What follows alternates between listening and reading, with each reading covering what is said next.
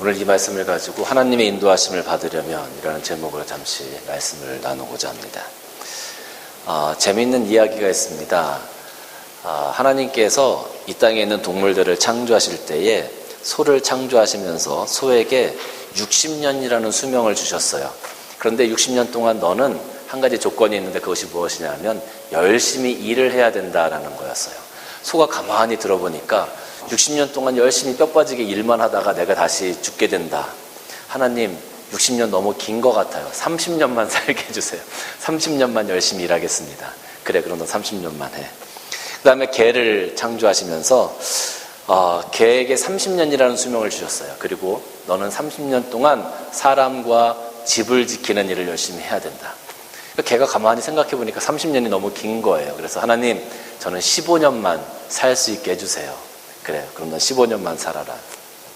그리고 원숭이를 창조하시면서 너는 재주를 부리면서 30년을 살 수 있게 해줄게. 그랬더니 이 원숭이가 하나님 재주를 부리면서 30년 너무 긴 것 같으니까 반만 15년만 살 수 있게 해주세요. 그렇게 이야기를 했습니다. 그러고 나서 하나님께서 사람을 창조하시면서 사람에게는 너는 수명을 25년만 줄게. 대신 너는 머리를 잘 쓸 수 있는 복을 주겠다. 이렇게 말씀하셨어요. 머리를 잘 쓸 수 있는 복을 받은 이 사람이 곰곰이 생각을 했습니다. 25년 너무 짧은 것 같잖아요. 그래서 하나님께 이렇게 얘기했습니다. 하나님, 저는요 그러면 소가 포기한 30년, 개가 포기한 15년, 원숭이가 포기한 15년 이거 다 저한테 주세요. 제가 다 가져갈게요. 하나님께서 그래 그럼 다 가져가라 이렇게 말씀을 하셨어요. 그래서 사람의 인생을 보면 25세까지는 부모의 보살핌이 필요하지만 그 이후에 30년은 소같이 열심히 일만 해야 된다는 거죠.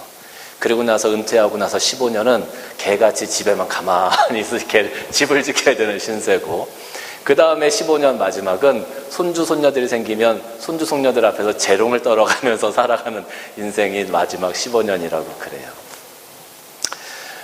인생에 대한 이야기를 하다 보면 참 여러 가지 이야기를 할 수 있지만 우리가 이런 인생을 살아가다 보면 때로는 여러 가지 선택이나 또 여러 가지 고민을 하게 되어지는 경우가 참 많이 있습니다. 특별히 우리가 어떻게 결혼을 해야 될까? 누구와 결혼을 해야 될까? 이사는 언제 어떻게 해야 될까? 어떤 집으로 해야 될까? 또 직장은 어떻게 옮겨가야 될까? 또 어떤 옷을 입을까? 사실 이런 것들이 어떤 도덕적인 문제와 연결되는 것은 아니지만 우리 삶을 살아감에 있어서 조금 더 나은 선택을 하기 위해서 우리는 많이 고민을 하게 되어집니다.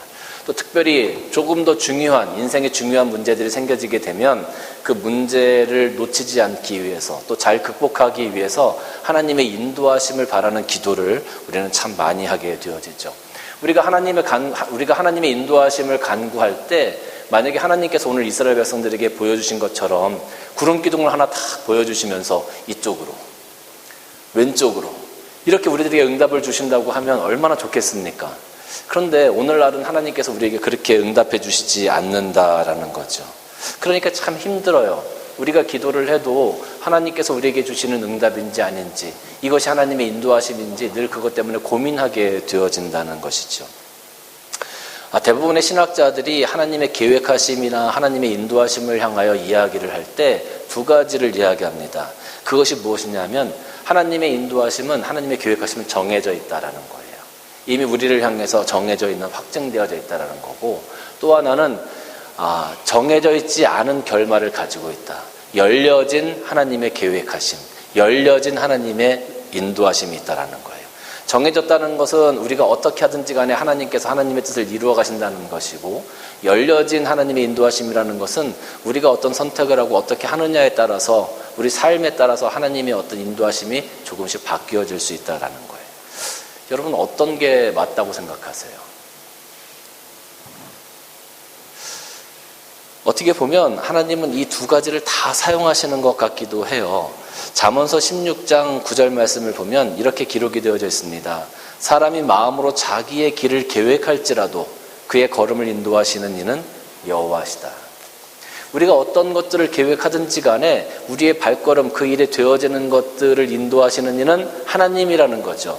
그러니까 우리가 계획하는 것과 하나님께서 인도하시는 것은 다를 수도 있고, 다를지라도 하나님께서 그것을 하나님의 뜻대로 이루어 가신다. 그러면 우리는 어떤 선택을 하든지 상관이 없는 거잖아요. 그러니까 많은 사람들이 이것을 가지고 내가 좋은 선택을 하든 안 좋은 선택을 하든 선한 선택을 하든 악한 선택을 하든 그 결과에 대해서 면죄부를 받는 듯한 느낌을 받아요. 내가 나쁜 것을 선택하는 것도 하나님께서 정하신 거고 하나님의 뜻을 이루기 위한 거니까. 그러니까 그런 부분을 통해서 면죄부를 받는 것처럼 생각하는 사람들도 있다라는 거죠. 근데 우리는 분명히 알아야 합니다.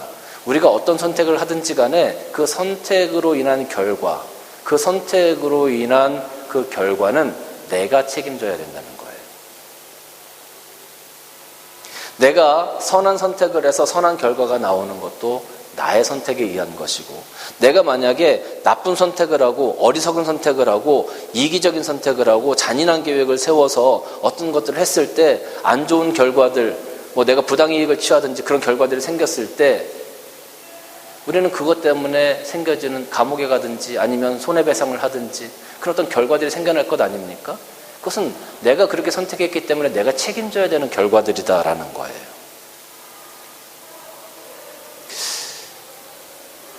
이런 결과들이 우리 삶을 살아가는데 여러 부분에 영향력을 미칩니다. 그런데 그 영향력이 부분적이다라는 거예요. 제가 지금 부분적이다라고 말씀드리는 것은 그 이후에 하나님께서 우리의 걸음을 인도하시는 이는 여호와다. 우리가 마음으로 계획하고 어떤 선택을 했을 때 그 결과들이 우리들에게 영향을 미쳐요. 우리 삶에 영향을 미쳐요. 그런데 그 영향들을 사용해서 하나님께서는 하나님의 일들을 해나가신다는 거예요. 그러니까 여러분, 내가 어떤 선택을 하든지 하나님께서 하실 거니까 면죄부가 생기는 것이 아니라 내가 선택한 것에 대한 결과는 내가 책임져야 하는데 그것이 잘못된 선택이라 할지라도 하나님께서는 그냥 그거를 그래 너 잘못했으니까 넌 벌 받아야 돼. 넌 여기서 끝이야 라고 우리를 그냥 버려두시는 것이 아니라 하나님께서는 그런 잘못된 선택일지라도 그런 결과를 통해서 우리의 삶이 타격을 받고 우리의 삶이 아파진다 할지라도 그것을 하나님께서는 다시 만들어 가셔서 하나님의 뜻 가운데 우리가 세워져 갈 수 있도록 인도해 가신다라는 것이 바로 이 구절이 이야기하고 있는 거라는 거예요. 조금 어렵죠? 창세기 50장 20절과 21절 말씀을 보면 이런 말이 있습니다. 당신들은 나를 해하려 하였으나 하나님은 그것을 선으로 바꾸사 오늘과 같이 많은 백성의 생명을 구원하게 하시려 하셨나니 당신들은 두려워하지 마소서. 내가 당신들과 당신들의 자녀를 기르리이다 하고 그들을 간곡한 말로 위로하였더라. 여러분, 이게 요셉이 총리 대신이 되었을 때 형들이 곡식을 얻으러 애굽에 나왔어요. 그리고 요셉 앞에 엎드렸어요. 여러 번 만남을 갖는 가운데 결국 요셉이라는 것을 알게 되었죠. 그리고 나서 요셉이 그 형들에게 한 이야기가 이거예요. 근데 여러분, 요셉이 총리 대신이 되기 전에 그 어린 나이에 요셉을 형들이 미워했잖아요. 그리고 팔았잖아요.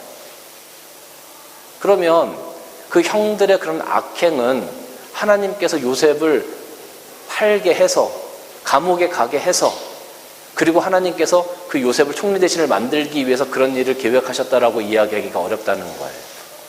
형들이 요셉을 판 거는 형들의 선택이었어요. 형들의 잘못된 선택이었죠. 형들의 악한 선택이었죠. 그런데 그 악한 선택 때문에 어떤 결과들이 생겨요. 아버지한테 가서 거짓을 고해야 되고 아버지가 힘들어하고 아파하는 눈물을 흘리는 것을 봐야 되고 내 마음도 아파지고 또 요셉 앞에 갔을 때 요셉이 나를 죽이지 않을까? 요셉이 우리에게 원한을 갚지 않을까? 하는 그것 때문에 벌벌 떨어야 하는 그런 결과들이 생겨지는 거죠. 그거는 오로지 그 형들의 몫이에요. 잘못된 선택을 한 형들의 몫이라는 거죠. 여러분, 요셉이 감옥에 갔습니다. 보디발의 아내가 유혹을 했을 때 그 보디발의 아내의 유혹을 거절했어요. 그리고 감옥에 들어갔죠. 그러면 한번 생각을 해보세요. 요셉이 보디발의 아내의 유혹을 거절했어. 잘했는데 감옥에 가게 됐어. 하나님, 이거 잘못된 거 아닙니까? 아니요. 요셉이 거절하는 선택을 했어요. 그 거절하는 선택으로 인해서 어떤 일이 생길지는 아무도 몰라요. 그러나 감옥에 가는 일이 생겼어요. 그것은 요셉이 그것을 거절했기 때문에 감옥에 가게 된 거죠. 그러니까 감옥에 가게 된 그것조차도 요셉의 선택에 의한 거라는 거예요. 이것이 우리가 계획하는 것, 우리가 우리 마음 가운데 심중에 계획하는 것이라는 거죠. 그런데 오늘 여기 말씀 보니까 당신들은 나를 해하려 하였다. 이게 형들의 선택인 거죠. 형들의 선택으로 내가 죽을 뻔하고 요셉이 죽을 뻔하고 그런 결과들이 생겨졌어요.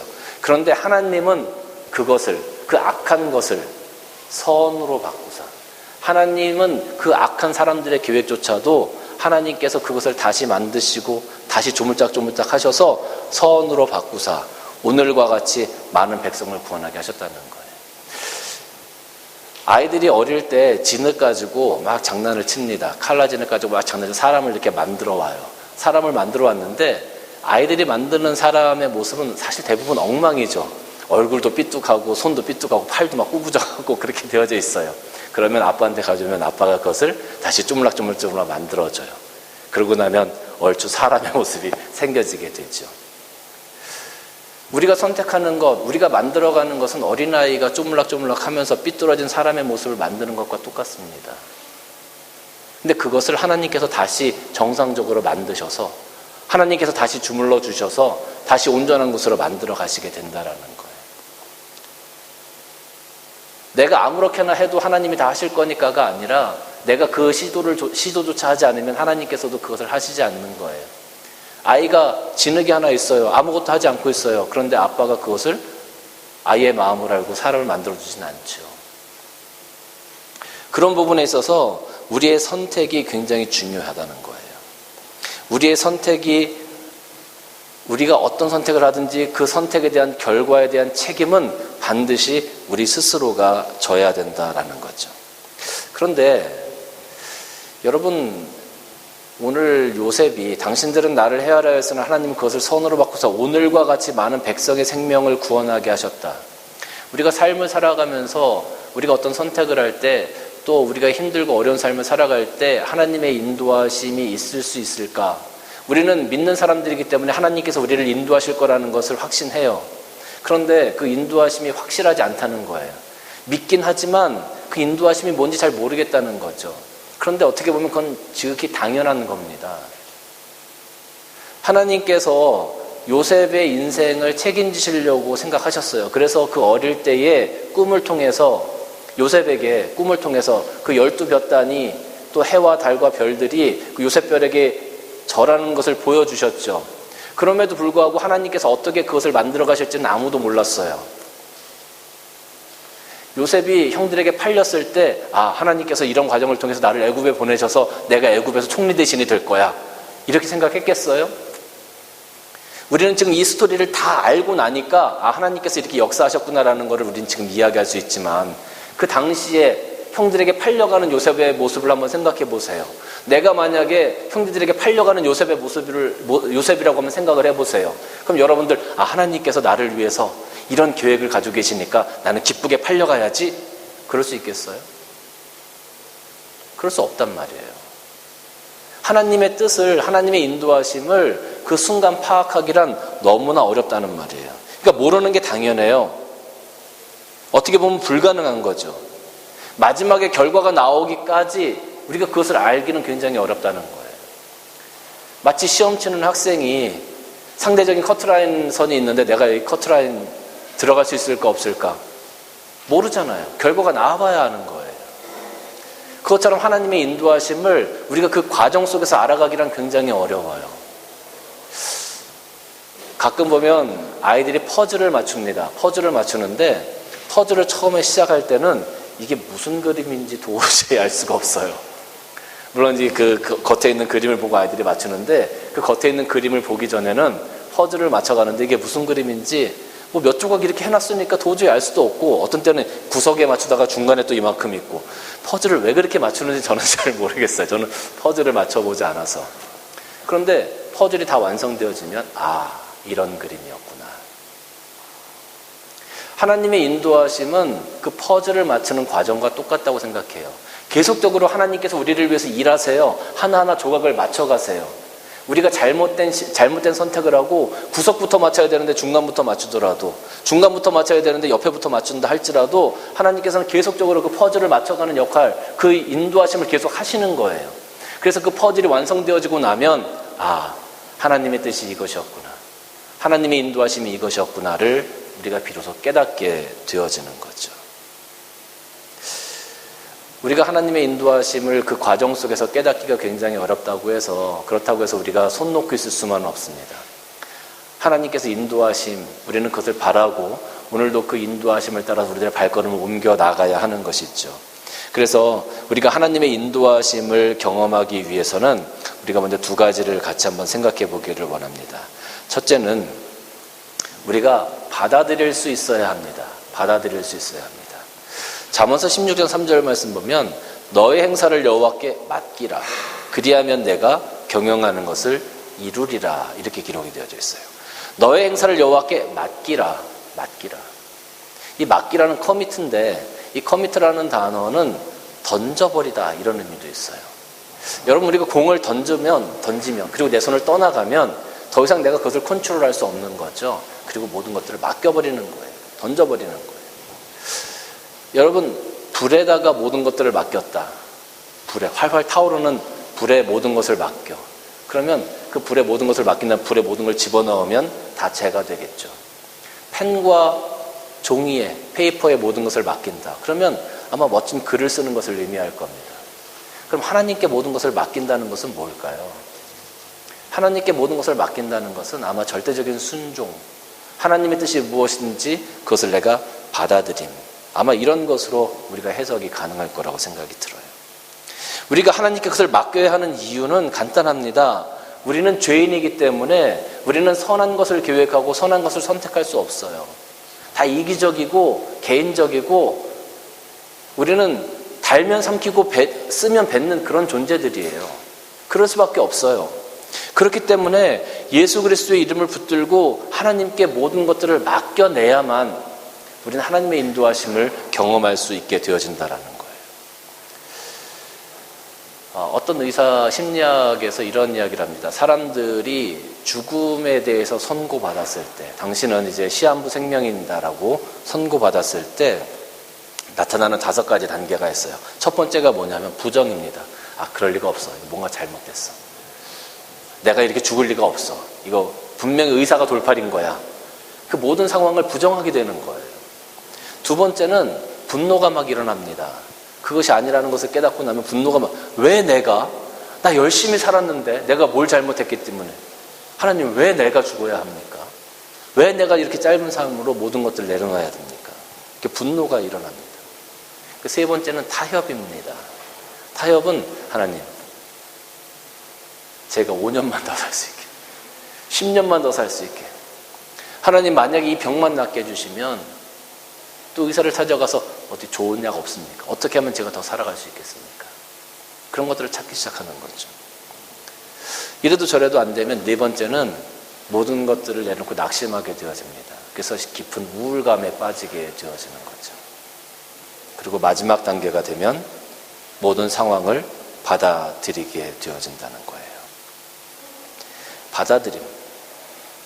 모든 것들을 내려놓고 모든 것들을 맡기는 것은 이 마지막 단계, 죽음 선고를 받았을 때 이 마지막 단계의 받아들임처럼 신앙의 마지막 단계라고 저는 생각이 듭니다. 무슨 말이냐면 죽음까지도 하나님께서 나에게 요구하시면 죽음의 자리라도 제가 가겠습니다라는 거예요. 어떤 결과를 주시든지 내가 웃든지 울든지 내가 상처를 받든지 아니면 내가 건강해지든지 내가 좋든지 나쁘든지 그것이 허락이든 거절이든지 간에 하나님께서 어떤 것을 나에게 말씀하신다 하더라도 제가 그것을 받아들이겠습니다. 받아들이겠습니다. 이런 마음이 있어야 하나님의 인도하심을 경험할 수 있게 된다는 거죠. 마치 아브라함이 이삭을 드리듯이 말이에요. 하나님께서 아브라함을 축복하셨습니다. 그리고 열국의 아버지가 될 거다라고 선포해 주셨어요.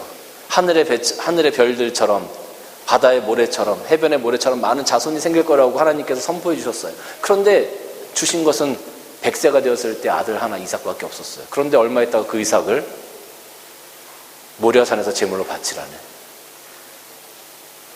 받아들일 수 있겠습니까?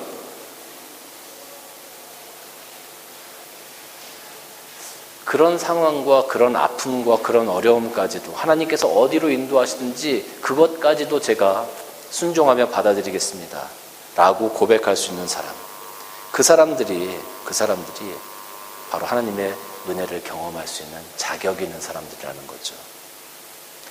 때로는 사업이 무너집니다. 가정이 힘들어집니다. 믿었던 자들이 떠나가고. 이걸 어떻게 받아들이겠습니까? 힘들죠. 근데 여러분, 아까 제가 주일학교 설교하면서 말씀한 것처럼 그 구름 기둥이 내일 어디로 갈지 아무도 알 수 없어요. 어느 자리로 인도할지 아무도 알 수 없어요. 그냥 하나님께서 구름 기둥을 띄우셔서 움직이시면 이스라엘 백성들 그냥 따라가는 거예요. 그 자리를 지나다 보면 전쟁을 하기도 했고요. 그 자리를 지나다 보면 물이 없어서 원망을 하기도 했고요. 그 자리를 지나다 보면 그 지도자를 향해서 또 원망하기도 했고 어려움들이 많았습니다. 좋은 길로만 그 구름 기둥이 인도했던 것은 아니다라는 거죠. 그럼에도 불구하고 이스라엘 백성들은 그걸 받아들인 겁니다. 순종하며 나아간 겁니다. 하나님의 인도하심을 따라서 말이죠. 그것이 오늘날 우리들에게 요구되는 믿음이라고 할 수 있습니다. 두 번째는 믿음의 인내가 필요합니다. 여러분, 선교를 한다라고 한번 생각해 보세요. 선교는 우리들의 사명입니다. 교회의 사명이기도 하지요. 그러니까 선교를 하는 건 당연해요. 그래서 우리가 교회에서도 선교의 플랜을 가지고 어느 지역에 어느 선교사님, 어느 분들을 돕고 구제하고 뭐 이런 것들을 많이 하죠. 바울도 그랬습니다. 바울도 선교 여행을 다니면서 사도행전 16장 6절 7절 말씀 보면 바울이 내가 아시아로 선교 여행을 가야 되겠다 이렇게 생각했어요. 그런데 성령이 아시아에서 말씀을 전하지 못하게 하시거늘 그들이 부르기아와 갈라디아 땅으로 다녀가 무시아 앞에 이르러 비두니아로 가고자 했을 때 예수의 영이 허락하지 아니하셨다. 그리고 결국 바울을 마게도니아 사람이 자기 지역으로 와서 선교해달라는 환상을 보게 하시고 마게도니아 지역으로 보내셨다라는 거예요. 아니, 아시아 쪽에 가서 선교를 하면 어떻습니까? 아시아 쪽에 가서 선교를 해도 죽은 영혼 살리는 거고, 유럽 쪽에 가서 선교해도 죽은 영혼 살리는 거고, 굳이 왜 하나님 마게도니아 사람을 더 사랑하시고 아시아에 있는 사람들은 사랑하지 않으셨나요? 그런 게 아니에요, 여러분. 그런 게 아니에요. 바울은 자기가 가지고 있는 선교의 시간표가 있었어요. 분명히 이것은 내가 이번에는 아시아 쪽으로 해서 이렇게 돌아가야 되겠구나. 그런데 하나님께서 가지고 계신 시간표는 바울과 좀 달랐다는 거죠. 하나님께서 가지고 계신 시간표는 이번에 아시아로 가는 것이 아니라 마게도니아 지역으로 가는 것이 하나님의 시간표였다라는 거예요. 때로는 이렇게 하나님의 시간표와 내 시간표가 다를 때가 있어요.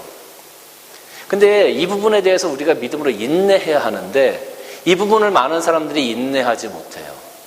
하나님의 시간표와 내 시간표가 다른 것을 깨닫지 못하고 인내하지 못하고 하나님 왜 이것을 빨리 안 해주십니까? 라고 요구하는 거죠.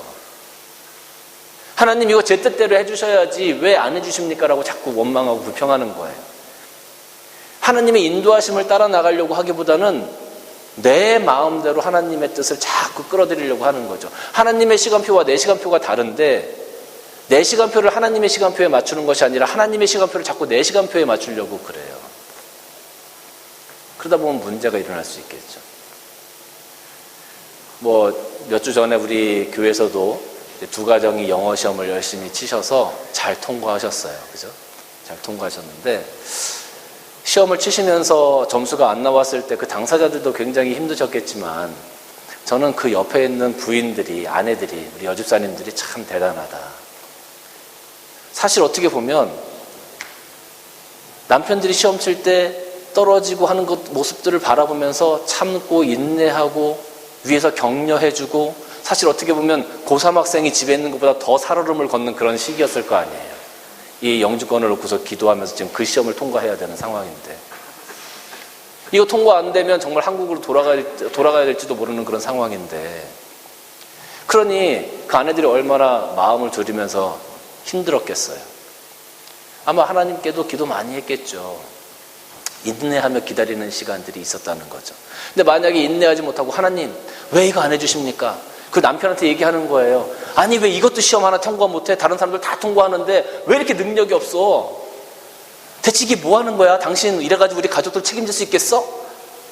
만약에 이렇게 자기 마음에 인내하지 못하고 모든 것들을 다 쏟아놨다면 어떻게 됐겠어요? 아마 가정들이 난리가 났을 겁니다. 그죠? 근데 아내들이 인내하고 격려해주고 지켜주고 도와주고 세워주고. 그래서 저는 우리 교회의 이 두 가정이 참 남편분들이 결혼을 잘하셨다라는 생각이 듭니다. 참 잘하셨어요. 좋은 아내들을 얻으신 것 같아요. 여러분, 우리가 하나님의 시간표와 내 시간표 사이의 간격을 인내하지 못하면 반드시 실수하게 됩니다. 사무엘상 13장을 보면 이스라엘 백성들과 블레셋 사람들이 전쟁을 하게 되어집니다. 사울 왕이 블레셋 사람들과 전쟁을 하는데 이 블레셋 사람들에게 이 이스라엘 백성들이 자꾸 지는 거예요.